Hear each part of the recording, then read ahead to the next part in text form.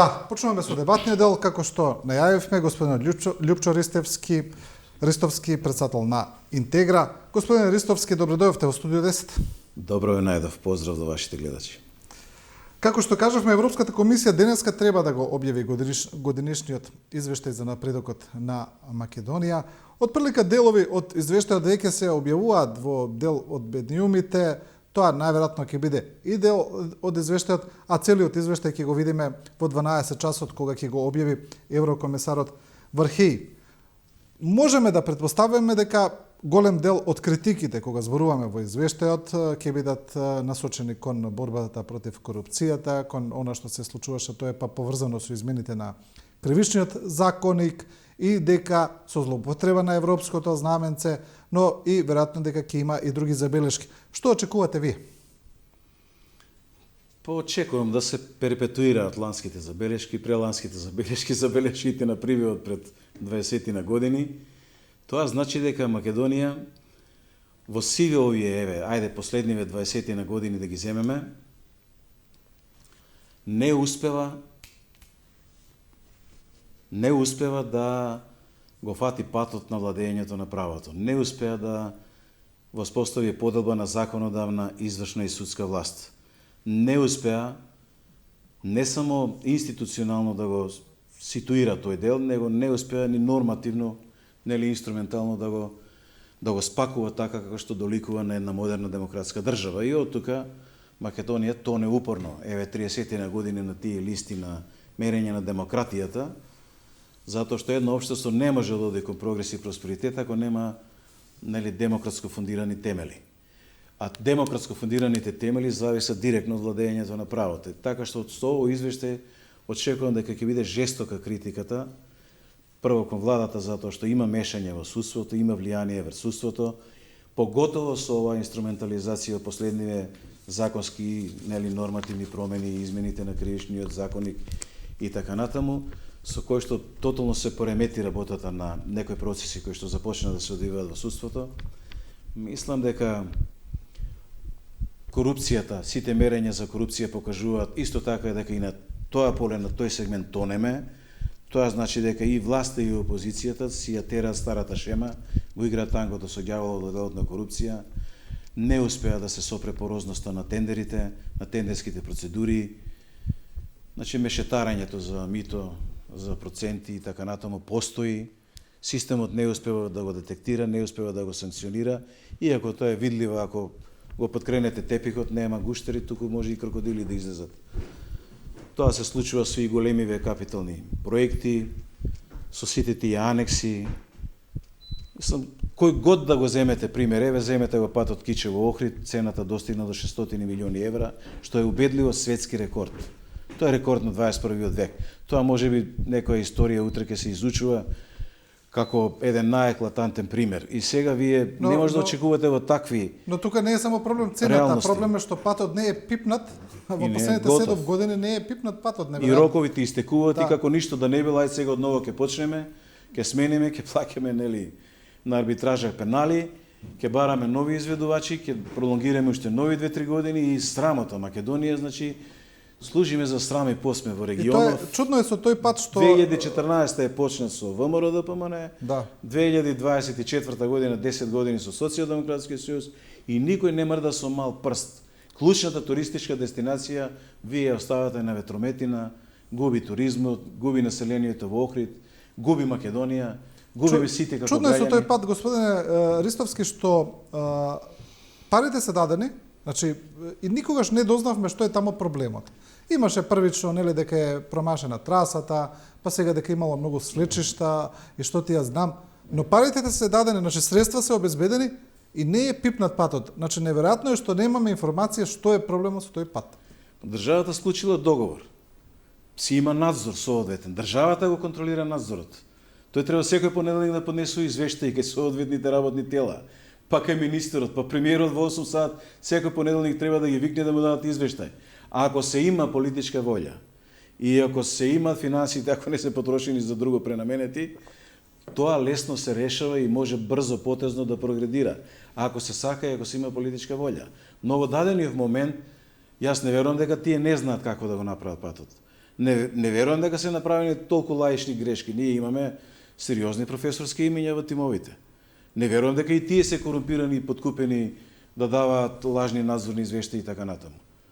Но се случува нешто на ниво на политичка волја. Значи, кај нас проблемот е во политичките лидерства. Ние 30 години, јас упорно ќе го посторувам ова, 30 години не успеавме да изнедриме на политичката сцена здрави политички лидерства. Таа е таа истата шема, таа е таа иста идеологија. Социјалдемократскиот сојуз е наследник на таа комунистичка, социјалистичка идеологија, се сеќавате на таа криминогена приватизација, па потоа промена на целиот тој систем 94-98, судскиот систем околу 600 суди се сменија тогаш и се прилагоди да се заштити криминогената приватизација. Тогаш се створи олигархијата, тогаш фирмите нели отидоа во рацете на менаџерите, тие станаа газди откупувајќи ги акциите под притисок, многу стечени работници останаа, многу самоубиства се случија и ние тука на таа премиса продолжиме да ги движиме сите идни политики. ВМРО ДПМН 2008 година продолжи по истиот модел. Истиот модел. Погледнете ги нивните премиери. Љупчо Георгиевски стана тежок милионер. Така? 11 години режим, не знам, Никола веројатно, Груевски се претпоставува дека исто така стана тежок милионер. За Христијан Мицкоски се зборува исто така дека врти сериозни милиони евра. Со мали хидроелектрани, кога беше директор на ЕСМ, советник на премиерот на Груевски. Значи, патот Кичево Охрид почна 2014 година, во нивно време. Тие имале 4 години да го завршат. 4 години, нема да ми кажете дека 59 километри пат не се прави. Погледнете го Косово. Колкава пруга направи европска сега до граница со Македонија? Каква инфраструктура има Косово? Каква инфраструктура поврзаа со Албанија? Само со оваа пруга имате пробиено неколку тунели и имате неколку мостови огромни надвозници. Како на Косово може да се сработи? Зошто во Македонија не може да се сработи? Затоа што имаме политички корумпирани водства. Јас кај ВМРО ДПМН ја дефинирам последната идеологија, непоследната од почетокот до сега е дрпни бега идеологија. Затоа ги нарекувам подсмешливо дрпне, дека ми прости честното членство на ВМРО. Не велам на ДПМН. Значи, тоа е трагедијата на македонскиот систем. И сега кога имаме до година шанса на претпоставени нели демократски избори, народот има шанса сега со пенкало во раката да направи пресуда, да направи промена, тие со петни жили кочат да го променат изборниот модел. Едноставно страф им е влезена во вените, страф имат, во крвта имаат страф од појавување нова политичка визија на политичката цена. Кој сака да на нови политички ликови. Се плаши и Социјалдемократскиот сојуз, се плаши и ВМРО ДПМН, се плаши и ДУИ. Сите се смртно плашени заради криминогената позадина, заради криминогеното историско минато овие 32 години, затоа што тие се длабоко навлезени во тој криминоген момент и се под уцена на разни служби, веројатно ги имаат фатено, веројатно некој ги уценува, со кривични пријави под маса во фиока и така натаму, па сега од петни жили се обидуваат да променат нели со кривичниот законник да си обезбедат нели неказнивост на делата и така натаму. Значи се наоѓаме во една ситуација во која што македонското општество тоне. Народот станува се посиромашен. Внимавајте, со универзалната декларација за човекови права, правото на живот е основното, универзално право, кое што ни е дадено од Бога во суштина, во основа. Но на нас е и на општествата е како тоа право на живот да го донесеме до право на живот вреден да се живее. Значи, ние во Македонија се уште не создадовме услови да се живее живот вреден за живење. Затоа младите ни бегаат во западните просперитетни нации. Затоа што сакаат и очекуваат да живеат живот вреден за живење. Во Македонија ги немаат тие услови. Со оваа корумпираност на криминогените водства, овие 32 години, ние им го одземаме правото на нашите деца, на нашите внуци утре, да живеат живот вреден за живење во татковината Македонија.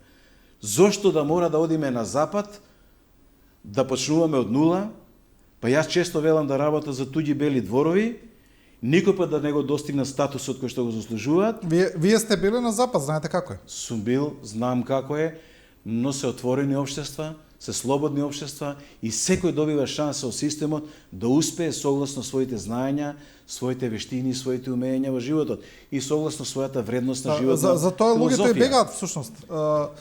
Сакав да ве прашам, ајде малку повторно се вратиме на европскиот извештај, вие спомнавте доста работи, еве за кривичниот законник на пример.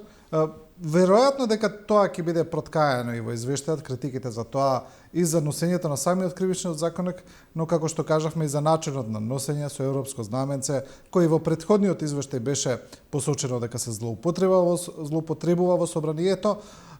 Но знаете што е малку нејасно во однос на кривичниот за измените на кривичниот законник, бидејќи знаеме дека кога власта, кој дае на власт, значи власта како синоним, кога прави нешто, дека тоа го прави со некаква намера. Овој пат знаеме дека овие измени беа метар на големи критики и од стручниот јавност, и од генералната јавност, и од сите, и политички, и секако, па добија критики и од меѓународната заедница. И сега прашање зошто се направени, бидејќи се уште тоа лебди во воздух. Првата претпоставка беше дека тоа е направено за ВМРО ДПМН, за нивните тие што се обвинети во случаите на СЈО, па дека е некаков дел за гласање на уставни измени, но еве гледаме дека ВМРО ДПМН не го минува мислењето. ВМРО ДПМН пак обвинуваше дека тоа самата власт го прави за они во иднина да се ослободат од кривичен прогон. И тоа е малку некако бледо објаснување многу на долг рок. А знаеме дека баш така не делуваат, не размислуваат кога прават нешто, и сега е нејасно зошто се направени, бидејќи гледаме дека случаите на СЈО паѓаат како крушки, еден по еден. Видете, јас мислам дека и ним се уште не им е јасно. Не можат да ги објаснат со здрави аргументи скриените позадински намери и политики. Значи, станува збор за класични скриени политики. Че никаква логика нема аргументацијата дека затворите биле претрупани и дека со тоа ќе се олесни притисокот врз затворите со простор.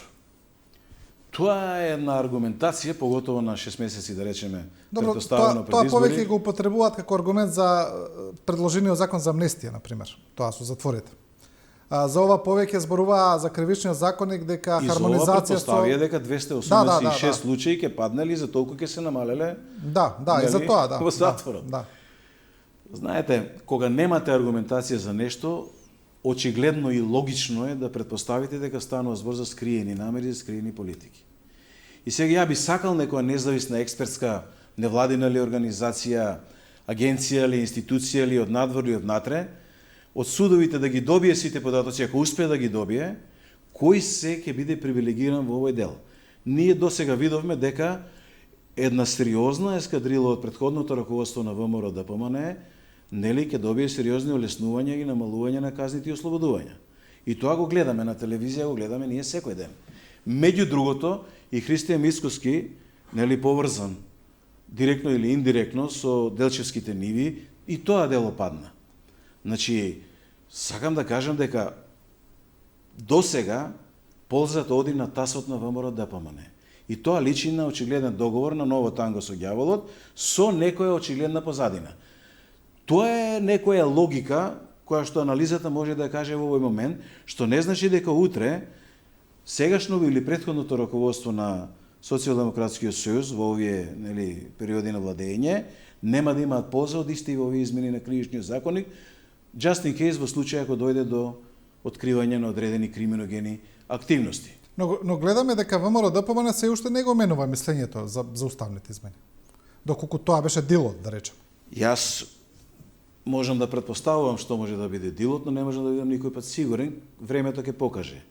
И сега внимавајте, притисокот за гласањето за уставните амандмани е за ноември. Затоа што во декември ќе мора да излезе протоколот со Бугарија. Да. А веќе тајно преговараат некои комисии за структурата, за нормативниот текст на протоколот, каде што нема да видите гуштери, сега ќе видите крокодили. Сега ќе се види вистинското лице на пеколниот план на Бугарија со потребата за уставни амандмански измени. Токму во тој протокол ќе бидат најтешките прашања. Ќе биде Гоце Делчев, Илинденскиот период и дадена македонската историја до 45-та. Тоа е сега мојата прогноза. Затоа што во овој протокол е разговарано од историската комисија токму овој период. И сега тоа ќе биде уште еден сериозен удар. И вие ако не го подпишете тој протокол, тие ќе ве сопрат на патот на Европската унија и повторно нема да имате почеток на преговори со Европска унија. А зошто е ноември одбран? Затоа што веројатно до ноември требаше да се завршат сите овие процеси со измените во кривичниот законник, се обидува и со законот за амнестија, за и да има одредена полза, но ми се чини дека тоа е повлечено. Така што во целата оваа ситуација на сцена се скриени политики, на сцена е танго со ѓаволот и ми се чини дека наредниве месец-два ќе се откријат сите елементи кои што може да направат сериозно пореметување во периодот Добро, но до избори. доколку се случи вака како што вие предвидувате, нели, во поглед на тој протокол, доколку во него бидат вметнати такви контроверзни, ајде да речеме, моменти, тоа би било за власта, па рече самоубиство на неколку месеци пред избори да го прави. Дали ќе биде или со нема онака да биде? размешаниот рейтинг сега. Може би тие се помирени веќе дека нема повеќе да бидат власт. Може би се испазарани криминогено да не бидат гонити во наредниот период. Може се спремни да паузираат наредните 4-8 години, да отстапат власта на други. Па тие се договорени да ги препокријат во нивните криминогени активности и да почнат као од нула. Предавниците се тие, предавниците се надвор од власта, сега сме ние спасителите и сега ние ќе градиме Македонија таква како што е. Ке се ја бетонираат Северна, ке се ги бетонираат протоколите, ке решат предавството да го направиат други, кога ќе влеземе во Европска унија, ние тоа ќе го враќаме. И они ќе си владеат и понатаму ќе го товарат магарето. Тоа се објективни анализи кои што на база на овие скриени политики да е владата транспарентна и со историската комисија, и со разговорите околу протоколот, и со сите тие ситуации, тогаш немаме потреба ние да се сомневаме и да шпекулираме по таа основа. Да е опозицијата во ВМРО ДПМН е транспарентна, отворена и искрена со македонската јавност, а 100 пати сме ги фатиле во лага, ние ќе размислуваме поинаку. Ќе размислуваме на основа на нешто што е објективно и што го имаме ние на хартија. Не може Македонија да ја водите во бездна со скриени политики. Оти ќе пропаднат и тие и ќе пропадне целиот народ, ќе ни пропадне државава. Добро. Значи скриените политики се рак рана на општеството. Ние мора да се извлечеме на нов политички хоризонт. Мора да погледнеме од една повисока перспектива. Очигледно овие две идеологии тоа не може да го постигнат. Социјалдемократскиот сојуз и ВМРО ДПМН се исцеден лимон, запамтете го ова. Јас го зборам постојано. Кога македонскиот народ и останатите ќе се освестат дека во тие две политички структури лежи најголемиот и најтешкиот проблем на назадувањето на Македонија во овие 32 години. Запамтите, јас не говорам за оној втор, трет и четврт ешелон на здрави кадри и така натаму, кои што не успеваат натре да се изнедрат во повисоките структури на партиите.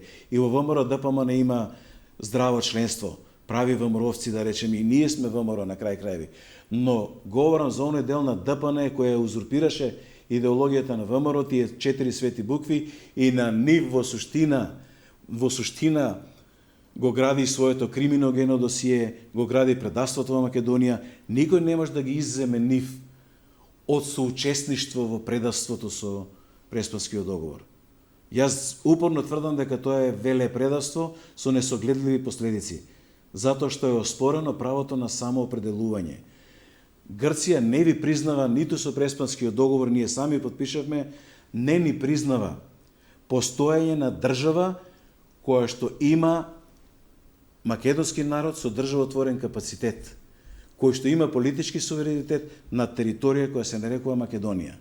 Втората екзекуција ќе направи Бугарија, која го оспорува токму тој македонски народ, кој што е потенцијално и е суштински де факто државотворен народ во Република Македонија. И сега се оспоруваме по два основи, по правото на самоопределување, нели, како македонски народ и како Македонија со Преспанската спогодба, и со правото за постоење од страна на Бугарија како македонски народ во наш историски контекст, не во нивни. Интересно е што во едно интервју пратеникот на ВМРО ДПМН Антонио Милошовски прашан за Преспанскиот договор, тоа е скорошно интервју од пред месец дена од прилика, кај што вели дека сепак не треба да се има илузии дека ВМРО ДПМН кога ќе дојде на власт дека ќе го смени договорот.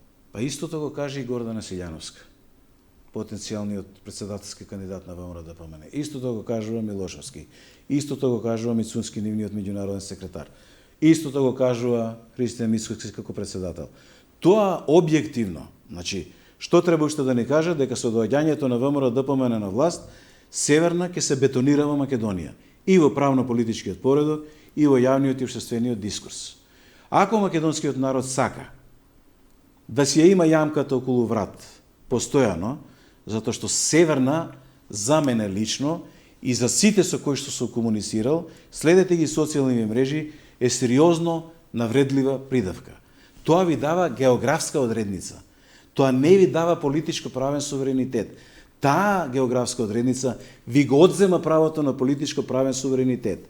Ви ја одзема државотворноста како македонски народ во самата основа. Премисите се тие. Јас го говорам ова сега и како професор на политички науки.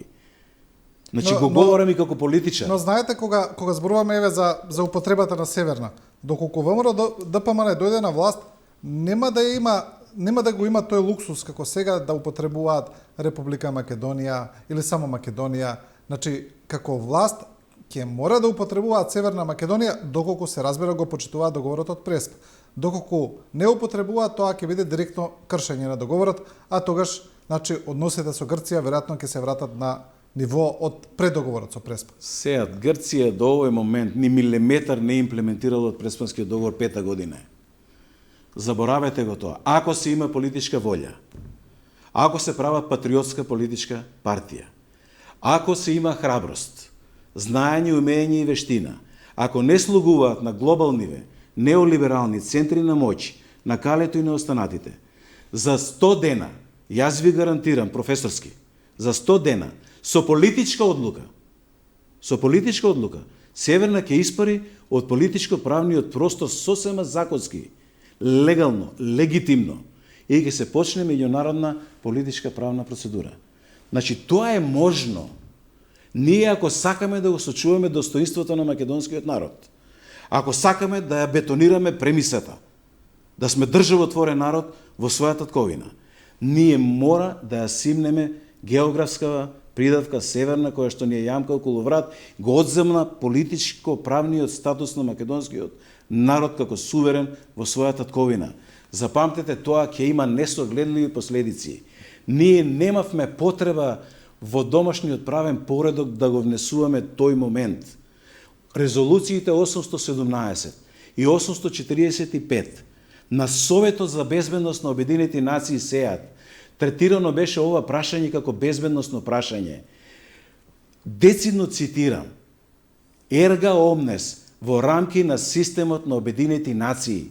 Тоа значи само и исклучиво за меѓународна употреба. Советот за безбедност, најмоćните земји членки на планетава Земја, ни ставија на тацна дека требаше да преговараме, односно да разговараме, несто и дури ни преговори, за име за меѓународна употреба. Ерга омнес, значи за се во рамки на системот на Обединети нации.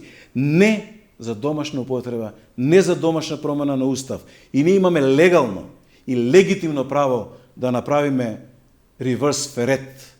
Веднаш, во првите 100 дена, законски чисто, со бел образ, согласно двете резолуции, согласно меѓународното јавно право, согласно политичкиот разум, во првите 100 дена, јас ви гарантирам, Северна мора да испари од политички правниот поредок во Македонија и од јавниот дискурс. Да, но И да закопаме таа секој еднаш. Да, но според анкетите, според силината на политичките субјекти и она што би не очекувало на изборите, ова сепак останува само теоретска расправа.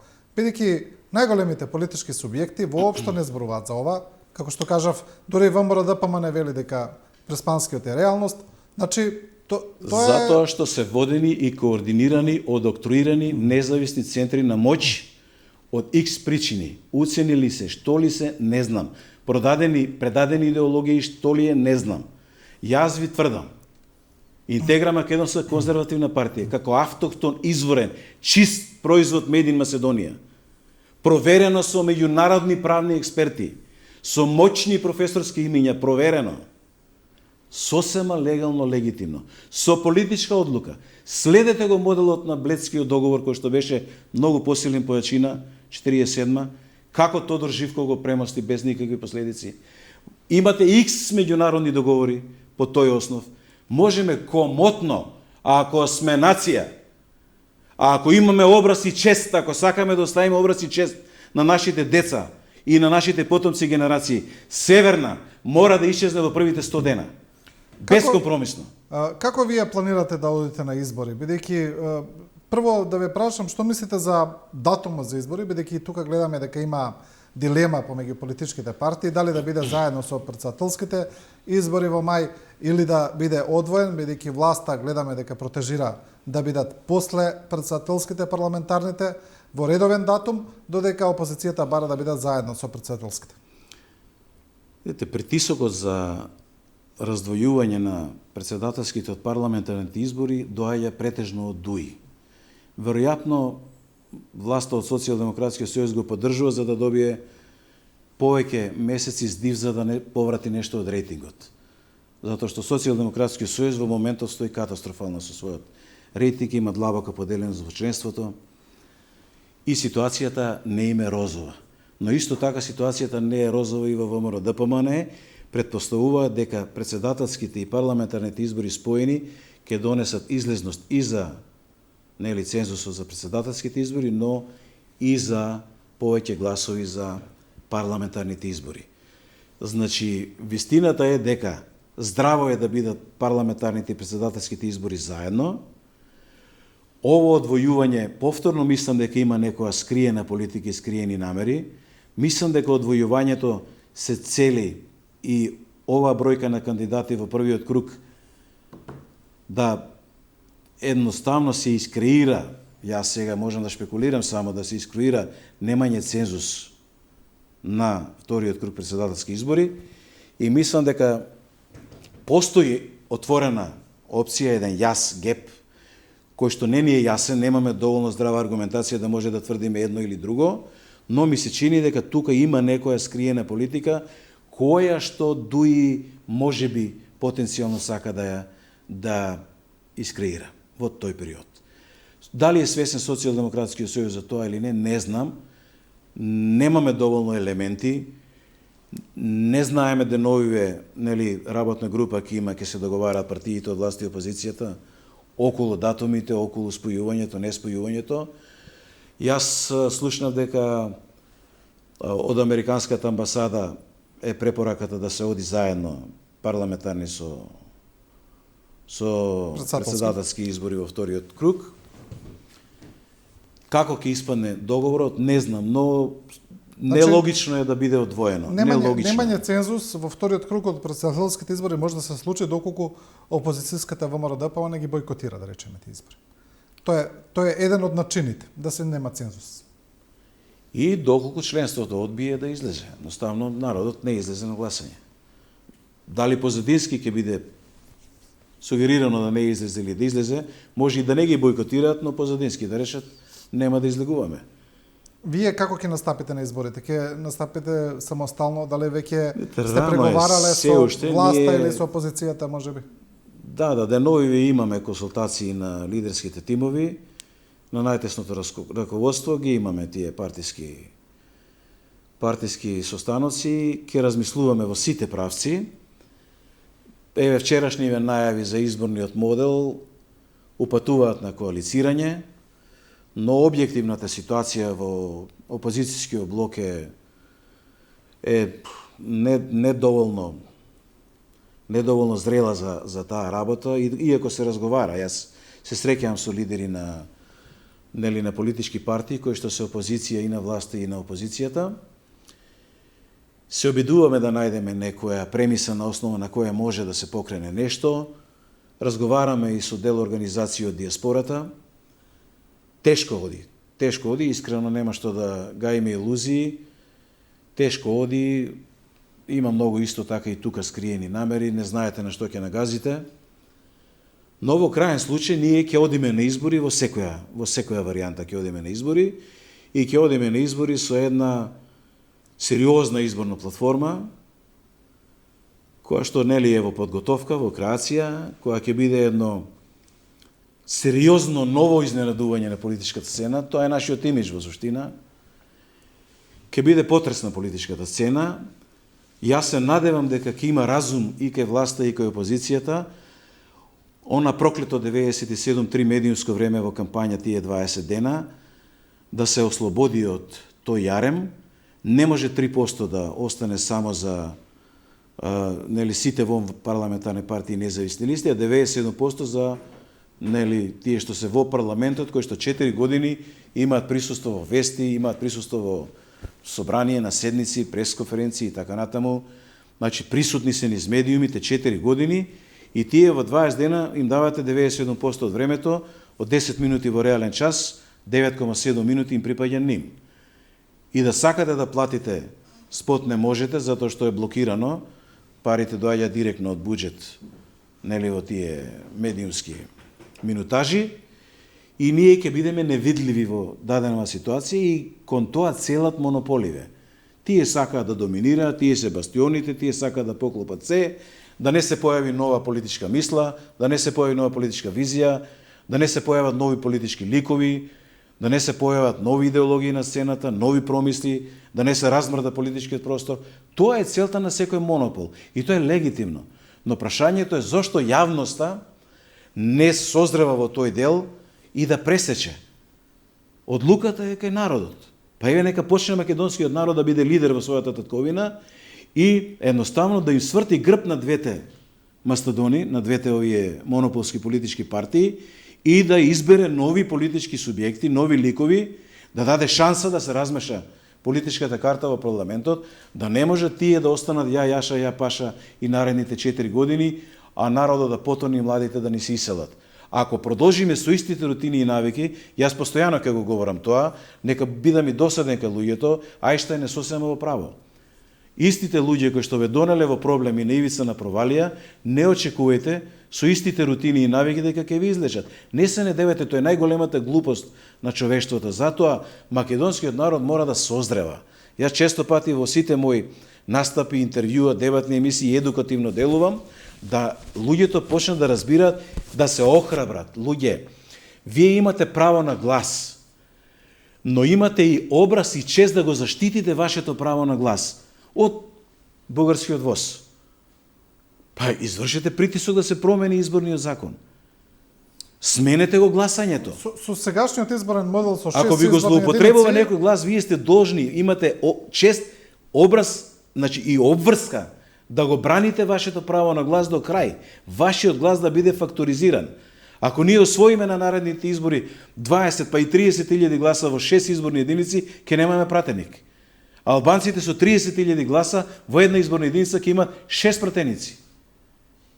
И како ние ќе го факторизираме нашиот глас во овој злобен изборен законски простор? Како е, објаснете ми? Еве Интегра ќе освои 30.000 гласа на наредни избори во 6 изборни единици. И немаме ни еден пратеник со 30.000 гласа. Албанците со 30.000 гласа функционираат во една изборна единица, шеската доминантна.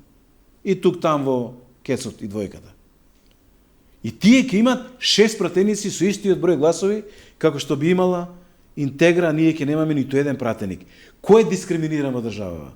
Албанците или Интегра Македонска конзервативна партија или група на политички партии? Тука се работи за помали, поголеми партии, начинот на изборниот модел, на изборните без разлика, истиот глас треба да носи ист пратеник во парламент. Сите помали политички партии се жалат на истото. Значи со сегашниот изборен модел е многу тешко за помалите партии да дојдат до израз. Ама многу глупово е сега. Тоа е поглупавиот изборен модел не може да постои. Не може 30.000 гласа во шеската да даде 6 пратеници, а 30.000 гласа во 6 изборни единици за македонска партија да нема ни еден пратеник. Каде е тука правдата? Тоа е дискриминација. Тоа е злоба во система внесена од Социјалдемократскиот сојуз, од ВМРО, ДПМН и од ДУИ. И ние никако да се одлепиме од таа злоба. И народот си молчи, мисли дека тоа така треба. Не треба тоа така. Сака ли овој народ повисок стандард? Ќе даде шанса на нова идеологија која што нуди повисок стандард, која што знае како да создаде услови да се живее живот вреден за живење.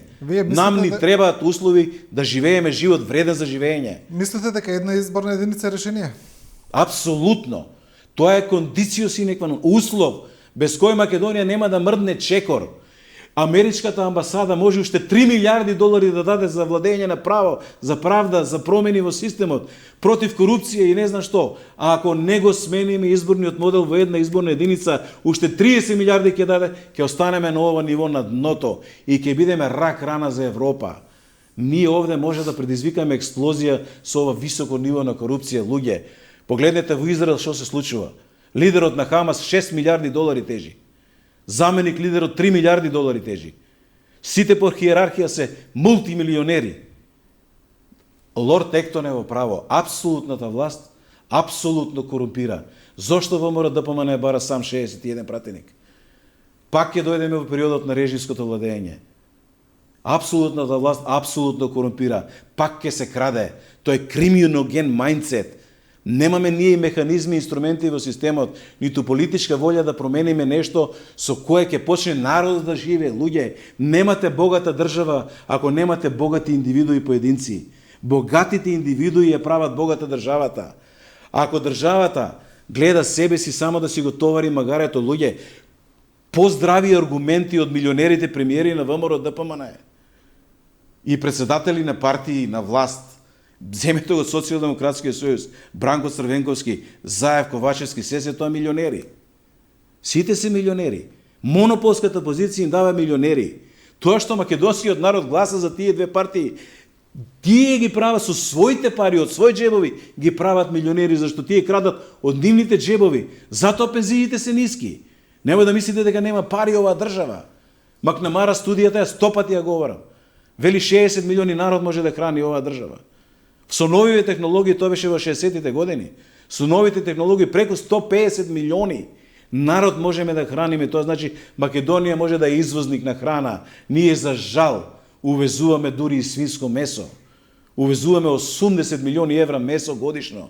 Увезуваме 90 милиони евра кондитори, а сме познати по сладкарството. Македонија е на дното по сите основни, по сите перформанси. Ако некој 32 години, две партии се, луѓе, Социјалдемократски сојуз, ВМРО ДПМН, 32 години ни ги иселија на младите, не направија сиромашни, пензионери не плачат за пензија, не им стига пензијата и логично е да не им стигне пензијата. А вамо имате 78% покачување на функционерски плати и така натаму. Не ги заузда репрезентативните трошкови во влада, во буџетот. Не ги заузда. Дури оваа година порачуваат во 100.000 евра петисани, виски и така натаму. На што личи тоа кога народот страда? Па сиот тој буџет од нефункционални трошкови пренасочете го во пензискиот столб, во пензискиот систем. Таму измешете го моделот. Значи има начин како ставете во функција се, луѓе. Зошто мора на едно надавање за земјоделско земјиште на електронска аукција за парцела од 70 хектари цената отиде 52.000 евра годишна концесија? Дали знаете? А 200.000 хектари земјоделско земјиште стојат необработени. Зошто 24/7 не се пушти на 1 јануари слободно отворен оглас за сите парцели, групирајќи над 10 хектари? Кој сака да земе земја да обработка, нека земе. Слободно, земјата е да се обработува. Една педа не смее да немаме храна, луѓе. Израел на 20% помала територија, 7,5 милиарди евра има извоз на храна. Добро, тука е прашање, нема веќе кој ни да работи, кој би работел? Има, само луѓето не сакаат да работат за ниски плати, не сакаат да работат за 20.000 денари. Не сакаат, треба да се платат луѓето. И Библијата вели, наемникот ја заслужува својата плата. Има, ние не создаваме додадена вредност. Јас се срамам, ја не знам како може некој премиер повторно да бара власт, а имаме само продадена вредност. 12 милиарди долари Македонија има. Срам ми е да спомнам. Јас се срамам. Кога ќе ме прашаат во Америка или пријатели во Брисел, како со толку мал бруто домашен производ, луѓе? Знаете што е 12 милиарди долари? Па на една приватна фирма сега да ја дадеме 15 минути власт, па тие ќе ги направи 120 милиарди долари. Само една приватна фирма. А две партии, Социјалдемократски сојуз и ВМРО ДПМН, не може да направат реален 10 милиарди бруто домашен производ додадена вредност за држава. Пазете, на волку пасишта, на волку земја, Добро. на волку вода, Приватна- на волку сонце, ветер, воздух. Приватна фирма сигурно нема да остави 100.000 јавна администрација повеќе, тоа е Апсолутно. јасно, да. Добро, господине Значи Ристов, има можност, има шанса, има перспектива, но мора да го отвориме политичкиот простор. Имаме- Мора свежина да влезе, да излеземе од тој аквариум на простечноста, луѓе. Ја не знам како може да заспиваме како македонци, како народ, со пораз, со неуспех, со недовршени приказни. Па тоа е пораз на оваа генерација. Ем ја губиме татковината, ем не знаеме да создадеме додадена вредност, децата да ги задржиме, да ги кренеме пензии некако што доликува. Луѓето да живеат вреден живот за живење. Тоа е задача на секоја држава и влада. да, добро, имаме уште доста простор за разговор, но не истече времето. Ви благодарам за ова гостување. Благодарам и вам. Љупчо Ристовски, председател на Интегра.